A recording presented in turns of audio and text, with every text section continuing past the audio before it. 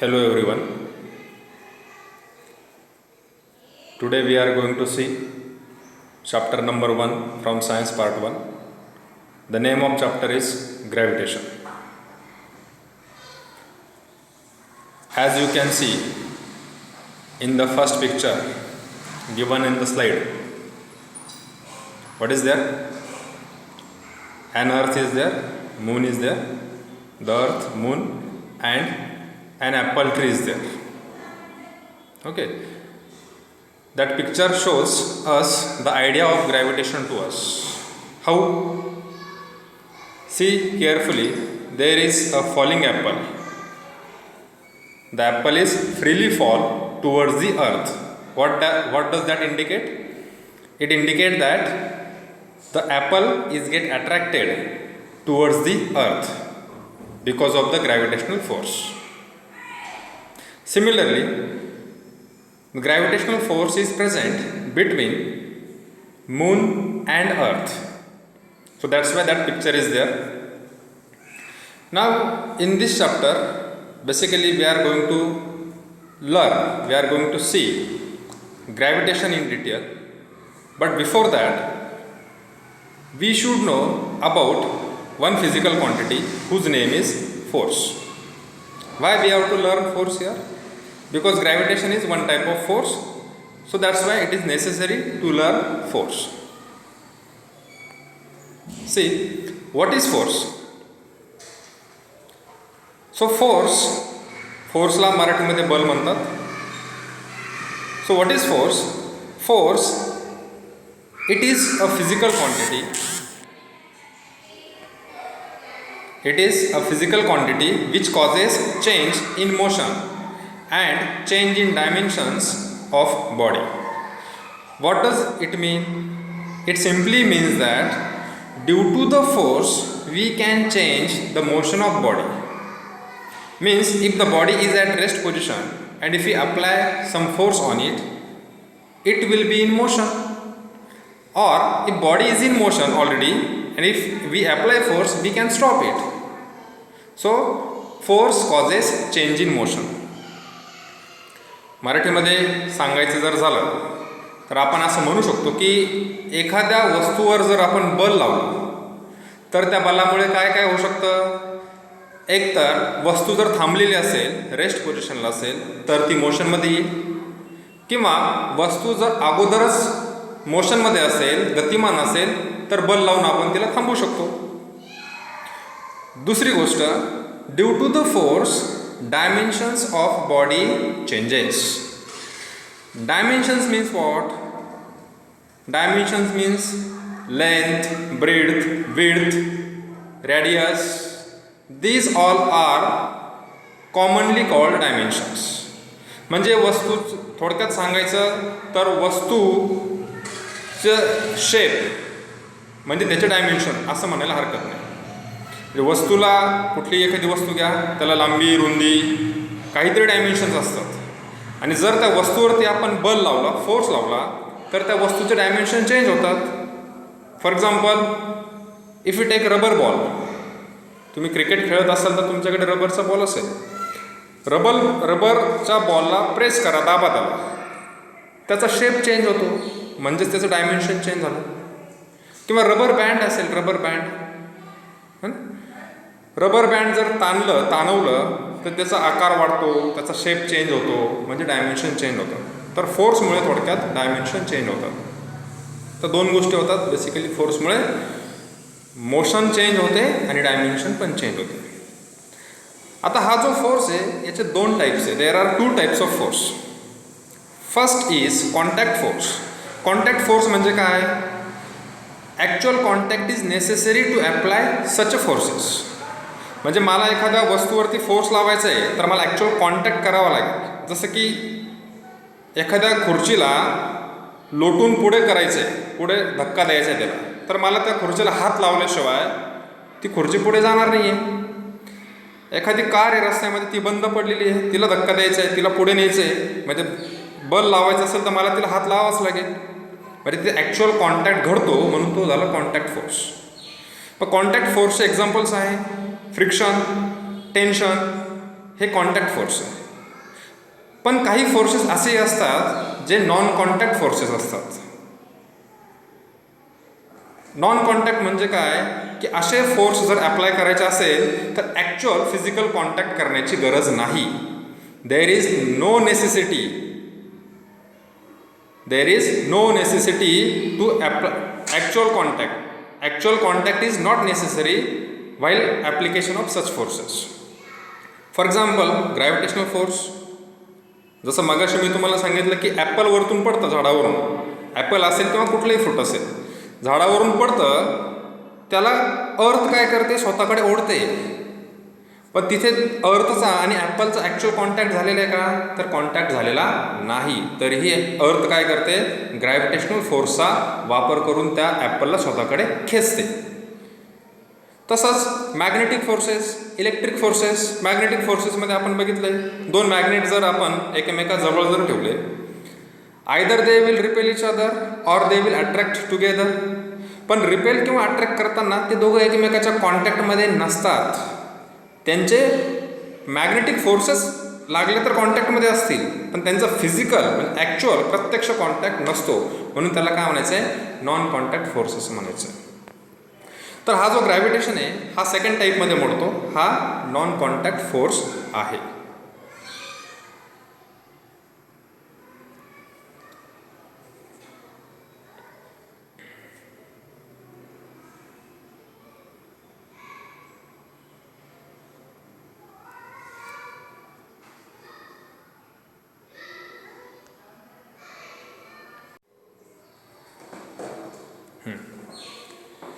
मग ग्रॅव्हिटेशन म्हणजे काय, तर बघा पुढच्या स्लाईडवरती.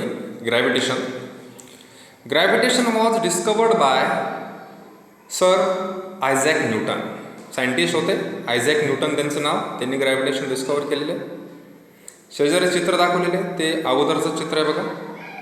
ओके, ग्रॅव्हिटेशनची डेफिनेशन आहे, the universal force of attraction acting between all matter is gravitational force. याचा अर्थ काय होतो, तर ग्रॅव्हिटेशनल फोर्स हा युनिव्हर्सल फोर्स आहे. म्हणजे ह्या युनिव्हर्समध्ये सगळीकडे कुठेही जा, ग्रॅव्हिटेशन हे एक्झिस्ट आहेच आहे, सगळीकडे सापडेल तुम्हाला. ओके, आणि हा फोर्स काय करतो, तर दोन बॉडीमध्ये अप्लाय झालेला असतो. म्हणजे एक बॉडी ग्रॅव्हिटेशनल फोर्स दुसऱ्या बॉडीवरती लावते, तशीच ती दुसरी बॉडीसुद्धा ग्रॅव्हिटेशनल फोर्स पहिल्या बॉडीवरती लावते. म्हणजे कोणत्याही दोन बॉडीमध्ये, ह्या युनिव्हर्समधल्या कुठल्याही दोन बॉडी जर आपण घेतल्या तर त्यांच्यामध्ये काय असतं, ग्रॅव्हिटेशनल फोर्स एक्झिस्ट असतो. फॉर एक्झाम्पल अर्थ आणि फॉलिंग ॲपल याच्यामध्ये जसा ग्रॅव्हिटेशनल फोर्स आहे, तसाच अर्थ आणि मून याच्यामध्येही ग्रॅव्हिटेशनल फोर्स आहे. अर्थ आणि सन यांच्यात पण ग्रॅव्हिटेशनल फोर्स आहे. कुठल्याही बॉडी घ्या, मून आणि तुमच्यामध्ये पण ग्रॅव्हिटेशनल फोर्स आहे, कारण तुम्ही पण एक बॉडीच आहे आणि ह्या युनिव्हर्सचा एक भागच आहे. सो ग्रॅव्हिटेशनल फोर्स हा असा फोर्स आहे, it exist everywhere and it acts between any two bodies. So that's why it is called a universal force of attraction. आणि एक लक्षात ठेवायचं आहे की हा जो ग्रॅव्हिटेशनल फोर्स आहे हा weak force, extremely weak force. इतर जे वेगवेगळे फोर्सेस आहे, फ्रिक्शनल असेल, इलेक्ट्रोस्टॅटिक फोर्स असेल, इलेक्ट्रिक फोर्स असेल, न्यूक्लिअर फोर्स असेल, या सगळ्यांपेक्षा जर कोणी कमी ताकदीचा असेल, वीक असेल, तर तो म्हणजे ग्रॅव्हिटेशनल फोर्स. पण या ग्रॅव्हिटेशनल फोर्सची रेंज ती मात्र कशी आहे, इन्फिनिटी म्हटली तरी चालेल, दूरपर्यंत. म्हणजे अर्थ इथून ह्या आपल्या सूर्यमालेच्या एका टोकापासून दुसऱ्या कुठल्या तरी अब्जो किलोमीटर दूरपर्यंत असलेल्या एखाद्या प्लॅनेटवरती त्यालासुद्धा ती ग्रॅव्हिटेशनल फोर्सने काय करते, स्वतःकडे अट्रॅक्ट करत असते. म्हणजे ग्रॅव्हिटेशनल फोर्सला रेंजचं लिमिटच नाही आहे. म्हणून त्याला मी काय म्हटलं आहे, त्याची रेंज किती, इन्फिनिटी आहे असं म्हणायला हरकत नाही. आता ही जी फिगर आहे, पुढच्या साईडवरती जायचं आहे. फिगरमध्ये काय काय दिसत आहे, figure shows the gravitational force between apple and earth as well as gravitational force between earth and moon. Okay, इथे दोन आहे, एकूण टोटल 3 ऑब्जेक्ट आहे, मून, ॲपल आणि अर्थ. तर याच्यामध्ये जसं मून आणि अर्थ याच्यामध्ये ग्रॅव्हिटेशनल फोर्स आहे, तसाच अर्थ आणि ॲपल याच्यामध्ये पण ग्रॅव्हिटेशनल फोर्स आहे. तसाच ॲपल आणि मून याच्यामध्ये सुद्धा ग्रॅव्हिटेशनल फोर्स आहे, त्याचा उल्लेख इथे केलेला नाही आहे. पण तरीही ॲपल कुठे पडतोय? अर्थकडे पडतोय. का?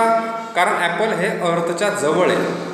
डिस्टन्स कमी असल्यामुळे अर्थचा ग्रॅव्हिटेशनल पूल जास्त असणार आहे ॲज कम्पेअर टू मूनचा ग्रॅव्हिटेशनल पूल. म्हणून ॲपल कोणाकडे जाईल? अर्थच्या दिशेने जाईल. Is that clear? Every object, पुढच्या स्लाइडवरती जायचं. Every object has its own gravitational force. प्रत्येक ऑब्जेक्टला, प्रत्येक बॉडीला स्वतःचा ग्रॅव्हिटेशनल फोर्स असतोच.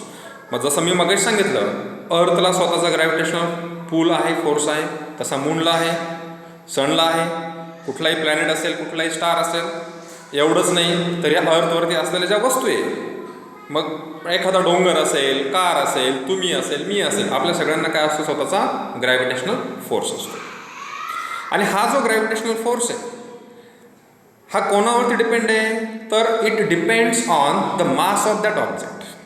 सी, बोल्ड लेटरमध्ये तिथे दिलेलं आहे मी. Gravitational force of object is depends on the mass of object. मासवरती हा डिपेंड असतो. कसा डिपेंड असतो? तर ज्या ऑब्जेक्टचं मास जास्त, if the object has more mass then its gravitational force is also high force, greater force. जेवढा मास जास्त तेवढं त्या ऑब्जेक्टचा ग्रॅव्हिटेशनल फोर्स जास्त. मग जर आपण आपल्या स्वतःला कम्पेअर केलं हिमालयाबरोबर, आपलं मास किती आहे? 60-70 किलोग्राम. हिमालयाचं किती आहे? काय अब्जो किलोग्राम असेल. मग दोघांच्या कम्पॅरिझनमध्ये आपण असं सांगू शकतो की हिमालयाचा ग्रॅव्हिटेशनल फोर्स जास्त आहे. पण त्याच हिमालयाला जर मी अर्थबरोबर कम्पेअर केलं, gravitational force of Himalaya and gravitational force of earth, तर मग काय सांगावं लागेल? Gravitational force of earth is bigger, greater than that of gravitational force of Himalaya. कारण का? अर्थ त्याच्यापेक्षा मोठी आहे, त्याचं मास पण जास्त आहे हिमालयापेक्षा. So example is given there. त्या एक्झाम्पलवरून बघा. Earth is heavier than moon. Moon छोटा आहे, अर्थपेक्षा 6 पटीने लहान आहे मून, आणि 6 पटीने हलका पण आहे. सो मून हलका आहे, moon is lighter body and earth is heavier body. मग काय झालं? Earth is heavier than moon, so its gravitational force is greater than gravitational force of moon. अर्थचा ग्रॅव्हिटेशनल फोर्स जास्त आहे कारण अर्थ ही हेवियर आहे, तिचा मास जास्त as compare to moon. Object has weight due to gravitational force acting on it. आता एक नवीन कॉन्सेप्ट आहे, म्हणायला इथे ह्या चॅप्टरमध्ये नवीन आहे, पण आपण ऑलरेडी ते शिकलेलो आहे. वेट तुम्ही आधी शिकलेले. वेटला मराठीमध्ये आपण वजन म्हणतो. तर वेट म्हणजे काय असतं? Weight is the force. It is the force due to which, किंवा असं म्हणता येईल, it is the force acting on the body due to which it is get attracted towards the earth. त्याला आपण काय म्हणतो? वेट म्हणायचं. सो वेट म्हणजे हा फोर्स आहे, हा असा फोर्स आहे ज्या फोर्समुळे अर्थ कुठल्याही बॉडीला स्वतःकडे काय करते? खेचत असते. त्याला काय म्हणायचं आहे? वेट म्हणायचं. आणि वेट डिनोट करतात कॅपिटल W ह्या लेटरने, आणि Wचा फॉर्म्युला आहे W is equal to mg. या फॉर्म्युलामध्ये W म्हणजे वेट आहे, M म्हणजे मास ऑफ ऑब्जेक्ट आहे. वेट आणि मासमध्ये बदल आहे. ओके. वेट हा फोर्स आहे, मास हा काही फोर्स नाही आहे, लक्षात घ्या. आणि जी म्हणजे ॲक्सेलरेशन ड्यू टू ग्रॅव्हिटी आहे, ज्याची व्हॅल्यू 9.8 मीटर पर सेकंड स्क्वेअर असते. जी हा इथे इम्पॉर्टंट रोल प्ले करतो. कसा रोल प्ले करतो? कारण इथे वेटची व्हॅल्यू कोणावर डिपेंड आहे? तर जीच्या व्हॅल्यूवरती डिपेंड आहे. कशी? तर समजा एखादा व्यक्ती ज्याचं वजन 60 किलो आहे सपोज, पृथ्वीवरती त्याचं वजन किती आहे? 60 किलो. म्हणजे त्याचं मास m झालं. वजन म्हणण्यापेक्षा वस्तुमान म्हणावं लागेल, त्याचं वजनच म्हणावं लागेल. त्याचं वजन आहे 60 किलो. पृथ्वीवरती त्याचं वजन 60 किलो भरतं. ओके. तोच माणूस जर चंद्रावरती गेला तर त्याचं वजन 60 किलो भरेल का? भरणार नाही. मग कमी भरेल की जास्त? तर निश्चितच ते कमी भरेल. का? कारण त्या 60 किलो मागे कोण प्ले करतंय? जी, ॲक्सेलरेशन ड्यू टू ग्रॅव्हिटीचा रोल आहे तिथे. अर्थवरती जीची व्हॅल्यू जास्त आहे, त्याच्यामुळे त्या व्यक्तीचं वजन इथे जास्त भरतंय, 60 किलो. तेच ज्यावेळेस तो चंद्रावर जातो तिथे चंद्राचा जो स्मॉल जी आहे त्याची व्हॅल्यू अर्थच्या जीपेक्षा 6 पटीनं कमी आहे. म्हणजे तिथे जी कमी झाला त्याच्यामुळे तिथे त्या व्यक्तीचं वेटसुद्धा काय होणार आहे, पर्सनचं वेट पण कमी होणार आहे. मग 6 पटीने जास्त जर असेल आणि त्या माणसाचं वजन जर पृथ्वीवरती 60 किलो असेल तर आपण काय करणार, 60 किलोला 6ने सिम्पली भागून टाकायचं. 60 भागिले 6 जर केलं तर मग त्या व्यक्तीचं वजन किती भरेल चंद्रावरती, 10 किलो भरेल फक्त. वेट किती असेल फक्त 10 किलो. म्हणजे 60 किलो वजनाचा व्यक्ती अर्थवरती असणारा चंद्रावरती गेला तर किती वेट भरतं त्याचा, only 10 kg. So you will better understand that in case of weight gravitational force plays important role. If more gravitational force is there means more value of g will be there, and due to the more value of g means high value of g, value of weight will be high. Is that clear? And mass remains same everywhere. mass जे काही असेल, m ची value जी काही असेल अर्थवरती तीच value चंद्रावरती पण असेल, तीच व्हॅल्यू मंगळावरती पण असेल किंवा अजून कुठेही जा, its value will be constant. So M constant असतो, कोण बदलतं, जी बदलेल, जी बदलला की डब्ल्यू पण बदलेल. सो याच्यावर मी असं म्हणू शकतो मग वेट हा जी वरती डिपेंड असतो, म्हणजे ॲक्सिलरेशन ड्यू टू ग्रॅव्हिटीवरती डिपेंड असतो.